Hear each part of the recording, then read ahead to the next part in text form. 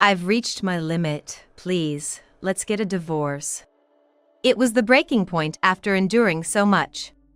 Lying on the hospital bed, I clearly stated my intention to my husband and mother-in-law despite looking down. A moment of silence followed. As I timidly looked up, my husband and mother-in-law were distorting their faces with laughter. A divorce? You're just after my money, aren't you? Just so you know, you won't get a dime of my wealth even if we divorce. My husband said mockingly. He doesn't understand anything. When did I ever say I was after his property? Next to such a husband, my mother-in-law made a gesture as if shooing me away coldly. If you're going to divorce, take your child with you. She's not cute at all. I don't need such a granddaughter. My mother-in-law spat out maliciously, as tears began to well up in the eyes of my young daughter, who was holding my hand. With my trembling hand, I gripped my daughter's small hand tightly in return. How could they say such terrible things? I'm not interested in my husband's money. I couldn't forgive my mother-in-law for making my precious daughter cry. As I held my daughter's hand, the two of them sneered at us from the corner of their eyes. At this moment, they couldn't have imagined that a future where they would hit rock bottom was waiting for them. I am Chloe, a 34-year-old homemaker struggling with child-rearing. The encounter with my husband Alex happened in college. From the first time we talked, our conversation flowed, and after several passionate advances from him, we started dating and eventually walked down the aisle. After graduating from college, as my husband decided to return to his hometown for work, I followed him upon marriage. I didn't know anyone in my husband's hometown, but living close to the in-laws seemed convenient for various reasons according to my husband's wishes, and coincidentally, there was an available apartment near the in-laws' house, so we decided to live there. While my father-in-law, who was dignified yet gentle, and my mother-in-law, who seemed a bit strict, and I didn't have any major troubles, we maintained a good distance. Although I was bewildered at times in a new place, I managed to secure employment locally by leveraging a qualification I had earned in college. The busy yet peaceful days were happy, and life with my husband was very fun. Then, one day, I discovered I was pregnant. I was so happy because I had always wanted children. Thinking about the future, I planned to return to work after taking maternity leave, but my husband said, I want to take care of the baby, I want the mother to be by the child's side, and I found myself agreeing with him, so I decided to quit my job. Above all, I remember feeling reassured when he said, leave the financial aspects to me. But, being pregnant wasn't all joy. When I announced the pregnancy to my in-laws, my father-in-law congratulated us with joy, but my mother-in-law showed no sign of happiness, her expression remaining stiff. The only thing my mother-in-law pressed on me was pressure. You're pregnant? Make sure it's a boy. My mother-in-law's words weighed heavily on me. It didn't matter to me whether it was a boy or a girl, but my mother-in-law, wanting an heir, strongly desired a boy. I smiled and brushed it off at the moment to avoid any unnecessary trouble, but inside, I thought that I wasn't having a child for my in-laws. Now that I'm going to be a mother, I thought I should be able to keep a calm face even under pressure. But that was only at the beginning. The harshness continued for a long time, and it became impossible to just smile and brush it off. Meals that used to taste good before pregnancy now made me nauseous just by looking at them. My cravings changed frequently, I couldn't eat properly, and I gradually started staying at home more. Doing anything was hard. Even in such a difficult situation, when I was lying down feeling sick, my husband unreasonably demanded that I move. What about my dinner tonight?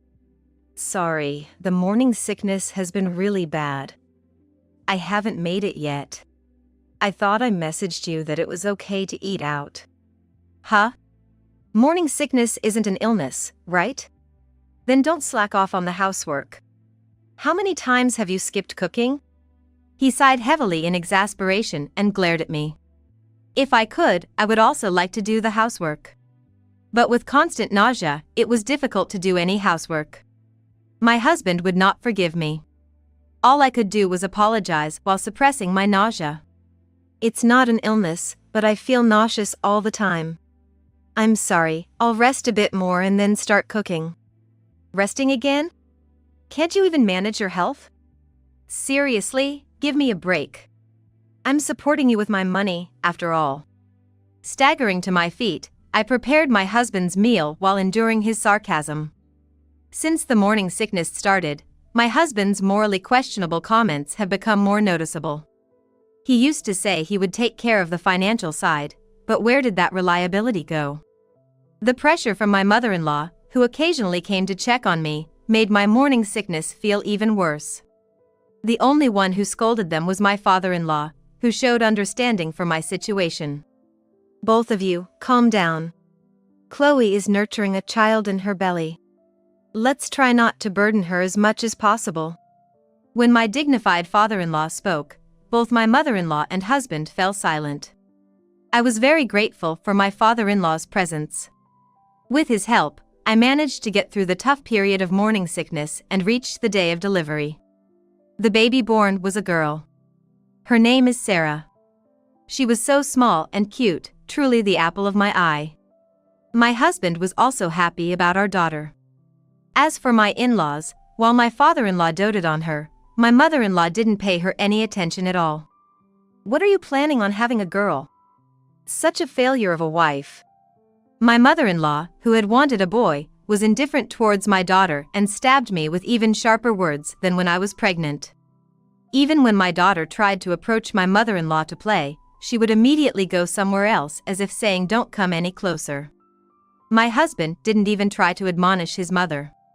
Moreover, although he was initially happy right after my daughter was born, as soon as he realized how hard parenting was, he declared, "Housework and childcare are a woman's job," and left everything to me without offering any help. Even though she was his precious child, he wouldn't even make time to play with our daughter. My young daughter could feel she was being treated coldly, saying, "I don't really like Daddy and Grandma," and didn't warm up to my husband or mother-in-law. It was a natural outcome, yet my husband and mother-in-law seemed dissatisfied that she wasn't affectionate towards them. Parenting isn't easy. The only one who offered a helping hand and cared about my daughter was my father-in-law, the sole person. Whether it was helping with the chores and saying I should rest, or soothing my daughter, I can't express how much his presence helped. However, the one person who was a source of strength, my father-in-law, fell and injured his leg while out and had to be hospitalized. That's when my mother-in-law's rampage began. With my father-in-law not around to see, she began summoning me and my daughter to the in-laws' house frequently, overwhelmed as I was with unfamiliar childcare and mounting chores. "Chloe? Since you're not working, could you do the cleaning? And I'd also appreciate it if you could do the shopping," she would say, making me take care of the chores at the in-laws and even driving her to her classes. My mother-in-law wasn't working either, so she should have had the time. If I protested, despite my daughter being right there, the sarcasm would come back tenfold. Hating that, I gradually stopped resisting. My husband did absolutely nothing in terms of childcare or housework, and just lounged around when he came to his parents' house. It seemed my mother-in-law thought it was okay as long as I was moving, never once reprimanding my lazy husband. It happened on the way back from a shopping trip I was on with my daughter. Around the corner near my in-laws' house, I could hear my mother-in-law talking with someone from the neighborhood. I naturally stopped and accidentally overheard their conversation. "My daughter-in-law is useless. So slow at everything. She's no match for my son, it's so annoying." My mother-in-law was gleefully gossiping about me. And several people were laughing in agreement as if to ridicule me. If she thought I was so bad, she could do the chores herself. I wonder if she's always thought this since before we got married. Unconsciously, I gripped my daughter's hand tighter. The conversation escalated, and they even began complaining about my daughter. "And you know, the granddaughter is really not cute at all. She doesn't warm up to anyone. That's definitely the mother's fault." I quickly covered my daughter's ears, but she seemed to catch a bit of it, her expression clouding. The reason she wasn't affectionate wasn't me, it was my mother-in-law. Due to my mother-in-law spreading complaints, we gradually began to be whispered about by the neighbors and looked at suspiciously. I wanted to rely on someone, but my own parents lived so far away I'd need to take a bullet train, and I had no close friends to turn to. If things continued this way, I might go insane. Though I hadn't thought it through completely, the word divorce inevitably crossed my mind. At the very least, I should try to reduce the time I spend at home to avoid unnecessary contact with the in-laws. Starting work could help me distance myself from the in-laws and also prepare for the future. Though it means more to do housework, childcare, and work, I desperately want to put distance between us and the in-laws. For that, I needed to put my daughter in daycare. Without mentioning wanting to distance from the in-laws, I broached the subject with my husband, hoping for a sliver of hope, but he frowned and yelled at me. Of course, that's out of the question. Wanting to leave your child with someone else, are you even a real mother? You think it's okay to just make things easier for yourself? How could he say that to me? He spends his days off lazing around and doesn't help with our daughter at all. I tried to argue that I wasn't looking to make things easier for myself, but to my astonishment, he immediately started calling my mother-in-law. As if me going to work was the problem, my husband tattled, and upon hearing this, my mother-in-law came flying from the in-laws' house. Daycare? What are you thinking? It's only natural for a mother to stay home and take care of the house. You really are a failure as a wife. Realize that you married into this family. My mother-in-law pointed her finger at me, fury apparent. Essentially, they want me to be a convenient housekeeper. If I went to work, they'd lose their easily exploitable pawn. Being ganged up on by the two of them, I was given no chance to retort, and following more snide remarks from my mother-in-law the next day, the discussions about daycare and going to work eventually fell through. Even after my father-in-law was discharged from the hospital, the days of being summoned by my mother-in-law whenever my father-in-law was away continued. Faced with snide remarks and being tasked with errands without any defense from my husband, my heart grew increasingly clouded. Gradually, I found myself unable to eat, and sleepless nights became more frequent.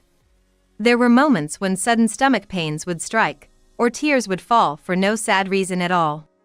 Seeing me silently cry, my daughter looked at me with worry. This couldn't go on. I was burdening my young daughter with worry. With that thought, I started visiting a psychiatrist and a gastroenterologist. Both departments suggested that the likely cause was severe stress. I had plenty of reasons to believe them. Should I get a divorce? Though the thought of divorce crossed my mind repeatedly, divorcing would mean taking away the figure of a father from my daughter. And I hadn't even secured a job yet. Wondering if it was really okay to proceed with the divorce, I found it hard to take the first step.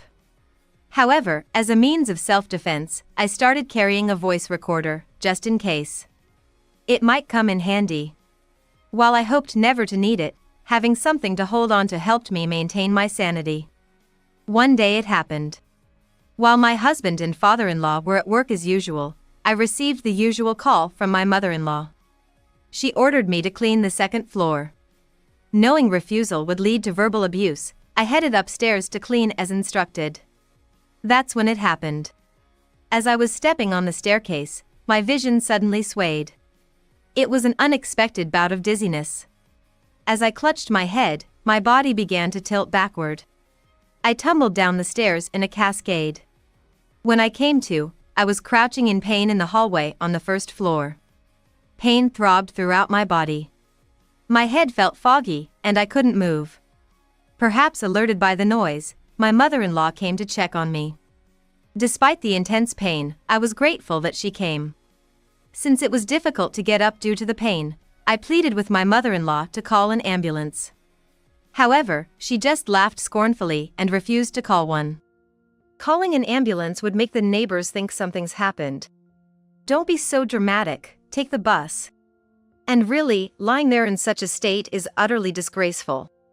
I was speechless at my mother-in-law's response. I never thought I'd be told to take the bus while unable to get up. This was beyond mere harassment. Even in such a moment, it became painfully clear that my mother-in-law wouldn't lend a hand. That left me no choice but to fend for myself. All right. Please take care of Sarah for a while. Huh? Take her with you. Are you even listening? I wanted to take my daughter with me, but it wasn't feasible to bring such a young child in my current state. I couldn't protect her and might even put her in danger. Reluctantly leaving Sarah behind, I managed to stand up against the wall, enduring the pain beside my ranting mother-in-law. Even grabbing my bag was a struggle. There was no way I could walk to the bus stop in this condition. Opting for a taxi instead of the bus, I somehow made it to the hospital despite the excruciating pain. The diagnosis was a fracture. Failing to break my fall resulted in a severe enough injury to require hospitalization. Though it would be for a short period, the thought of informing my husband and mother-in-law was daunting. Still, I couldn't just not tell them, so I reluctantly made the call, and they came to my hospital room, irate, with Sarah in tow. My frightened daughter immediately ran to my bed, gripping my hand tightly. Tears were welling up in her eyes. Immediately after, my husband and mother-in-law began to yell loudly. "What the hell are you doing, using my money for a taxi on your own? I can't believe you'd leave Anna with me and go to the hospital. Because of this child, I couldn't go to my knitting class. What are you going to do about it?" Their relentless verbal abuse made my stomach turn. There was no concern for me at all. If only my husband had been cooperative, if only my mother-in-law hadn't assigned me chores, I wouldn't have had the dizzy spell on the staircase. The selfishness of their words only made my stomach churn more. To be treated like a housekeeper and to have my precious daughter looked down upon. The thought of enduring this for decades more was enough to drive me to despair. I couldn't take it anymore. "I've reached my limit. Please, let's get a divorce." Even though I was looking down, my voice was small yet clear when I expressed my desire for a divorce to my husband and mother-in-law. I had been hesitant for so long, but my situation had pushed me to the edge. A moment of silence followed. As I timidly looked up, my husband and mother-in-law were laughing. "A divorce? You're after my money, aren't you? Just so you know, you won't get a penny of my wealth even if we divorce. If you're going to divorce, then take Sarah with you. She's not cute at all, I don't need such a granddaughter." Thinking I couldn't possibly divorce without a job, they carelessly spewed their words and smirked as they left the hospital room. In the quiet hospital, I struggled to hold back tears. I was stroking my daughter's head. I had finally broached the topic of divorce. Though I had been concerned about separating Sarah from her father, the toxic environment was something I could no longer allow for my daughter. Unable to leave my daughter with my husband and mother-in-law who had just left, I called my parents with a sliver of hope. It had been a while since I heard my parents' voices. I briefly told them about possibly getting a divorce, my fracture, and the need for them to take care of Sarah until I was discharged. They traveled for hours to reach me. "Chloe! Are you okay?" My parents looked at me and my daughter with frantic concern. As I detailed what my husband and mother-in-law had done, my parents listened intently, their faces turning stern. It was comforting to have someone genuinely listen. They couldn't stand to hear their child was suffering. Even just having someone to listen would have been enough, but after saying, "Just wait here for us," they went to confront my in-laws despite my attempts to stop them. When my parents returned, they shared what had happened at the in-laws. My father-in-law, who had come back from work, was also there. After hearing everything from my parents, he immediately apologized, saying, "I'm sorry for any hurt caused to your precious daughter." He then scolded my husband and mother-in-law, saying, "How could you do such terrible things while I was away, and what do you think of your granddaughter?" My husband and mother-in-law showed no remorse, spouting convenient excuses like, "The slow daughter-in-law is to blame and we only gave her tasks because she seemed idle." If this is the state even after being scolded, then there's nothing more that can be done. Seeing no change in their attitude, my parents were thoroughly disillusioned and firmly supported my decision to divorce. After a brief hospital stay, I was discharged and went straight to the in-laws' house, divorce papers in hand. "I'm going to divorce. There's no need to humble myself before my husband and mother-in-law anymore." As I expressed my intention to divorce at the in-laws, my husband suddenly lost his temper and yelled at me. "Are you serious? You can't possibly get a divorce without a job. Besides, you got scolded by Dad because of you." Still holding a grudge about being scolded by his father, He ranted and blamed me. "It's your fault for getting scolded, isn't it? Anyway, I'm going to divorce you." I would have been disheartened before, but I remained firm. My husband, blaming me for his faults, seemed childish. After emphasizing my decision to divorce, my mother-in-law grabbed my arm and shook it violently. "Chloe, you must have seduced my husband with your wiles, you thief. That's ridiculous. Let go of me." When did I ever seduce anyone? I shook off my mother-in-law's grip. As my husband glared and my mother-in-law raised her hand as if to strike, my father-in-law shouted at them both to stop. "Enough, both of you. This is disgraceful." With a stern rebuke from my father-in-law, both my husband and mother-in-law shrank back. His voice, full of anger, was slightly frightening even to me. The room fell silent. My husband, sweating profusely, fell silent, while my mother-in-law began to tremble. Baring her teeth and clenching her jaw, tears gathered at the corners of her eyes. Her gaze was fixed on my father-in-law. "What's this? Always taking Chloe's side. Aren't you my husband? Why won't you support me? You must have a relationship with that thief," she shrieked, now turning her accusations towards my father-in-law. It was all baseless accusations. But my mother-in-law didn't stop. As she rambled on with her absurd accusations, my father-in-law yelled back even louder. "Enough already. You're being stopped because what you're saying is nonsensical. And there you go again, taking Chloe's side. Disgusting. Traitor." Without listening, my mother-in-law, now completely hysterical, began to throw anything she could grab, like cushions and potholders. She did that indiscriminately, even dangerously. When it became clear this was getting out of hand, I tried to intervene, but then a plate my mother-in-law threw shattered with a loud crash. Sharp shards flew past, grazing my father-in-law's cheek and drawing blood. "Are you okay?" I hurriedly pulled out a handkerchief from my bag and pressed it against his cheek to stop the bleeding. Seeing her husband injured finally made my mother-in-law stop. After a moment of stunned silence, she snapped back to reality, glaring at me as if catching me in a fault.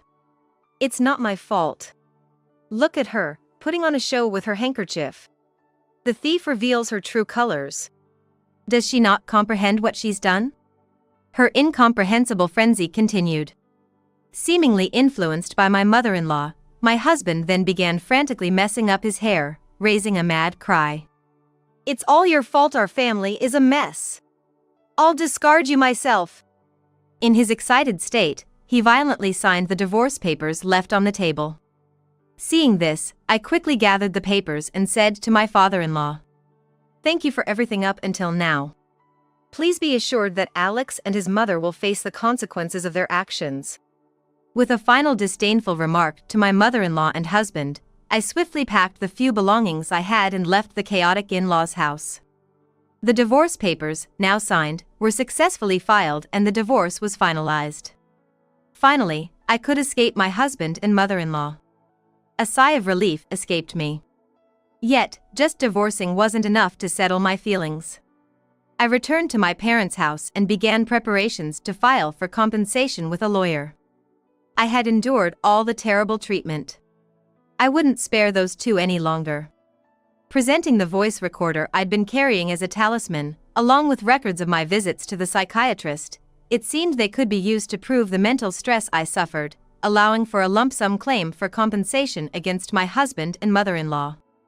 How much I've suffered up to now. As if vindicating years of grievances, I nodded vigorously and proceeded with the claim. Then came a period of tranquility, and 13 days after returning to my parents' house, my smartphone kept ringing. The caller ID showed it was my husband. The divorce was already finalized, and I was supposed to communicate through my lawyer now, so there was no need for me to answer. Initially, I ignored the calls, but they kept coming, non-stop. Reluctantly, I decided to answer. "Hello. Chloe! Is that you? Alex is in big trouble. It's all because of you, so come quickly." The voice on the phone was my mother-in-law's. In a state of panic, It was hard to understand what was being said. From the other end of the phone, I could hear my husband's screams and a man's shouts of anger. Somehow, I managed to piece together from my incoherent mother-in-law that, after being served with the demand for alimony, my husband had lost it and was on his way to rant at my parents' house when he was stopped for questioning by a patrolling officer. In his excited state, my husband lashed out and struck the officer. He was trying to prove that it was my fault for filing for alimony, and this confrontation with the police officer started while he was calling me. My mother-in-law had taken over the call, she explained. You wouldn't have had to deal with this if you hadn't demanded alimony. Can't you, his wife, explain that it's not Alex's fault? After all, it's all because of you, isn't it? Hurry up, or Alex will get arrested. My mother-in-law demanded frantically. Unlike when I was at the in-laws, my mind was clear. I had no intention of making excuses for my husband now. It was his own doing. I told my mother-in-law calmly. No, I won't. This all started because you and Alex treated me like a maid. He brought this upon himself. The divorce papers have already been filed. You are strangers to me now, so this has nothing to do with me. So what? Wait. Make sure to pay the alimony in full. Goodbye. Ignoring my mother-in-law's pleading voice, I hung up the phone and immediately blocked her number. It felt as if a fog had lifted from my heart. This was how I severed ties with them and reclaimed my peaceful days. Months later, I heard from my father-in-law about how Alex and my mother-in-law were doing. Alex had resisted arrest after attacking the police officer and was arrested for obstructing official business. He ended up with a criminal record, and after the story spread to his workplace, he was fired. He is now using his savings to send child support and alimony. My mother-in-law is now looked down upon by the entire neighborhood for treating me like a servant, in addition to her son's police incident, and being divorced and abandoned by my father-in-law. She has never worked before, but now, to pay for alimony and living expenses, she seems to be struggling with unfamiliar jobs. I felt no pity for my husband and mother-in-law. They truly got what they deserved. Disgusted by the whole ordeal, my father-in-law decided to divorce and left to start a new life, happily sharing his plans with me. Leaving the house to my husband and mother-in-law, my father-in-law proved to be a compassionate person until the end. As for me, I've found employment using my qualifications and am working.